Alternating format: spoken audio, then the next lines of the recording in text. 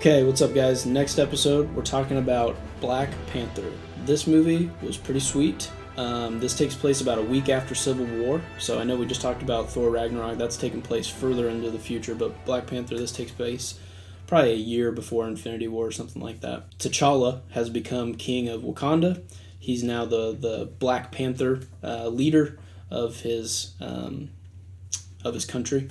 Wakanda hides itself. It's actually a really technologically advanced area because a meteorite of vibranium crashed into this area and it basically caused everything around it to thrive. This metal can be used for everything. It's not just Captain America's shield. It can be used to make you stronger, and it can be used in this case Black Panther takes this herb that grows from trees that were kind of infused with the vibranium, and so now it almost kind of creates like a super soldier serum. So he can take this herb and he's basically Captain America. They don't really show you exactly how strong he gets, but there's a scene kind of for reference when in Infinity War you'll see but Captain America and Black Panther are running side by side, and they're running at the exact same speed, and they can jump, and there's crazy. So he's definitely above human in strength level, but maybe not superhuman. It's just kind of peak level of fitness, basically. So basically, Wakanda has stayed secret for so long because they're afraid if they let people in or they use their technology to help others, it will be abused and used wrongly. They're the only ones who can kind of be trusted with their resources, and they get challenged for the first time by this guy who comes from the outside.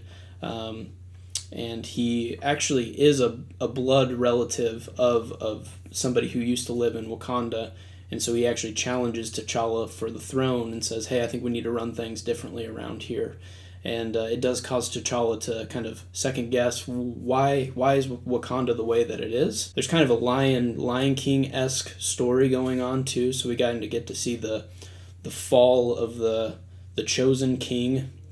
When this guy actually takes over, they call him Killmonger, but he basically takes over as king for a period of time when T'Challa is presumed dead. But then he comes back and fights and wins in the end. There's rhinoceroses involved in the end. That's pretty cool. Yeah, by the end of it, he actually kind of takes the best parts of the villain and what he was wanting and incorporates, and he decides at the end Wakanda should not be one that destroys bridges, but rather builds bridges with others. And so he kind of takes the best aspects of the villain, which is usually just they're always evil, they're always bad, but he actually kind of tries to understand where the villain's coming from and tries to implement it in a redemptive way. And so it's kind of cool to see a hero actually learn from his enemies. That's not always something that tends to be in stories. So that's a really cool aspect to this. You get to introduce to all sorts of technology and fun characters.